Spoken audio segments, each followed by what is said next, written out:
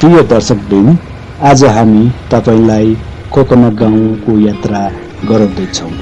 यात्रा सुरु हुँदैछ चोगार पुल क्षेत्रबाट, जहाँ धुलामेल सडक, हरियाली डाँडा र शान्त ग्रामीण वातावरणले सबैको मन लोभ्याउँछ। हामीले पुल पार गर्दै अघि बढ्दा मोटरसाइकलहरूको हल्का आवत जावत र वरिपरिको मनमोहक प्राकृतिक दृश्यले यात्रालाई अझ रमाइलो बनाइरहेको छ। बिस्तारै उकालो सडक पुग्दै गर्दा हरियाली, सुन्दर पहाडहरू, घुमौरा मोडहरू, साना बोट बिरुवा र खुला दृश्यहरू हामीले देख्न सक्छौँ। यहाँका सडक किनारमा रिटेनिङ वाल, जङ्गल जस्तै घना रुखहरूले यो बाटोलाई अझ सुन्दर बनाएको छ। धेरै जसो जीर्ण अवस्थामा पुगेका सडकहरू देखिए तापनि यहाँको प्राकृतिक सौन्दर्यले सबै थकान र गुनासाहरूलाई बिर्साइदिन्छ। अलि अघि बढ्दै जाँदा जङ्गल अझै बाक्लिँदै जान्छ, जहाँ अग्ला रुखहरू र शान्त वातावरणले यात्रा विशेष अनुभवमा बदलिदिन्छ। बीचबीचमा देखिएका टाढाका घरहरू, बिजुलीका पोलहरू र पहाडी दृश्यहरूले काठमाडौँ उपत्यकाको ग्रामीण जीवन झल्काउँछ। अब हाम्रो यात्रा आइपुगेको छ ऐतिहासिक तथा सांस्कृतिक रूपमा प्रसिद्ध कोकना गाउँको प्रतिष्ठान। हरियाली डाँडाहरू, खेतबारी र शान्त ग्रामीण वातावरण पार गर्दै यहाँ पुग्दा पुरानो नेवारी बस्तीको वास्तविक देखिन थाल्छ। यो भिडियोमा कोकनाको स्थानीय परिवेश, परम्परागत इँटाका घरहरू, साँघुरा गल्लीहरू र कोकनाको मौलिक सौन्दर्यलाई नजिकबाट अनुभव गर्न सकिन्छ। वरिपरि देखिने पुरानो शैलीका घरहरूले यहाँको इतिहास र संस्कृतिको कथा सुनाइरहेको छ। अघि बढ्दै जाँदा खुला सडकबाट बिस्तारै गाउँभित्रको शान्त वातावरणमा प्रवेश हुन्छ। स्थानीय मानिसहरूको सामान्य दैनिकी, पार गरिएका सवाल साधन अनि गाउँको सरल जीवनशैली कोकनाको वास्तविक पहिचान झल्काउँछ। दूरसम्म फैलिएका खेतहरू र डाँडाको दृश्यले यात्रालाई अझ आकर्षक बनाउँछ। आधुनिक सहरको भिडभाडबाट टाढा रहेको ठाउँले परम्परा र प्रकृतिको सुन्दर सँग प्रस्तुत गर्छ। यसरी चोगारदेखि कोकना गेटसम्मको यो यात्रा केवल सडक यात्रा मात्र नहुँ, काठमाडौँ उपत्यकाको पुरानो संस्कृति, गाउँले वातावरण र प्राकृतिक सौन्दर्यसँग जोडिएको एउटा विशेष।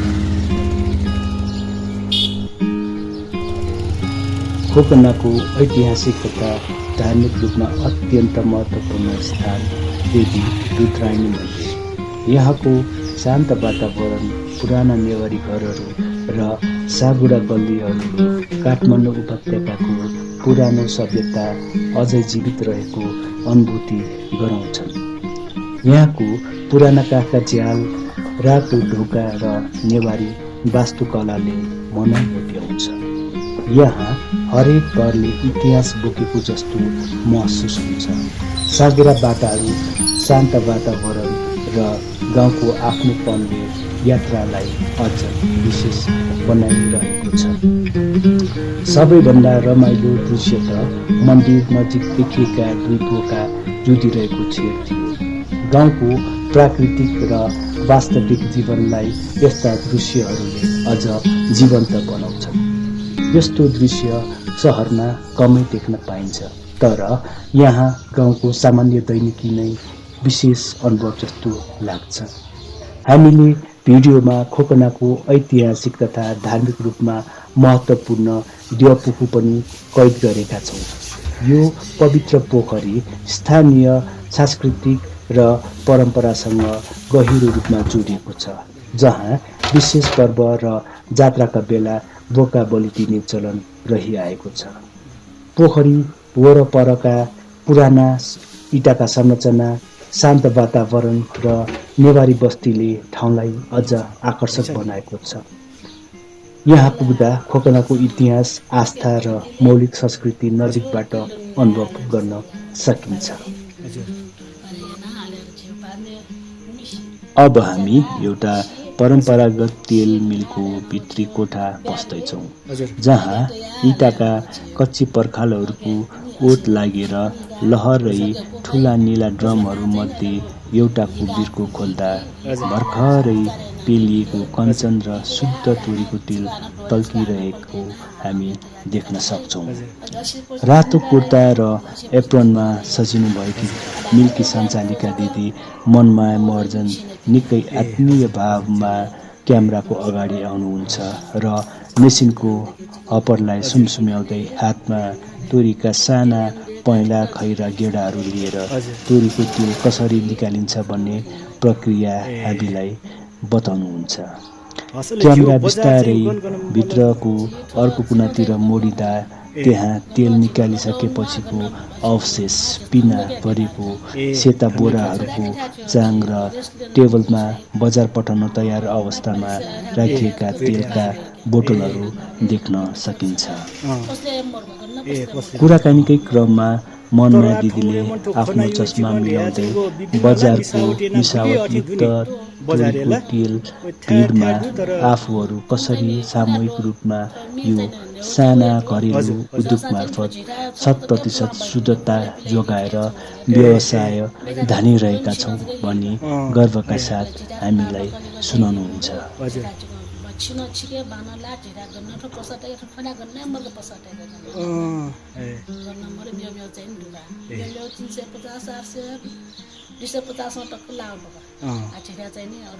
जिवा पियोरे जुल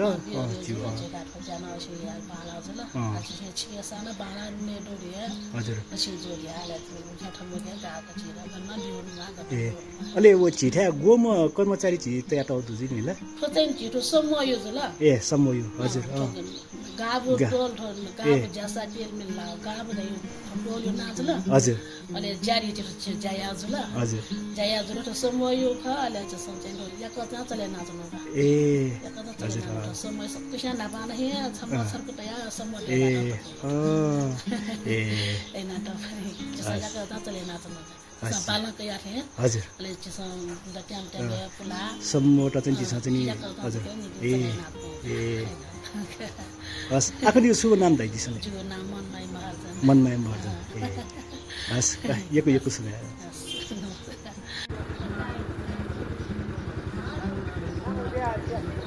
धुलो र धुवाको सानो चुनौतीलाई चेप्दै जब हाम्रो सहरी साधन खोकनाको भित्री गल्लीबाट अघि बढ्यो, मेरो क्यामेराले त्यहाँको रैथानेपनलाई कैद गर्न थालिहाल्यो। यात्राको सुरुवात एउटा कच्ची सडकबाट भयो, जहाँ बाटोको छेउमा पार्क गरिएका गाडीहरू र स्थानीय कङ्क्रिटका घरहरू वरिपरि आफ्नै धुनमा व्यस्त मानिसहरू देखिन्थे।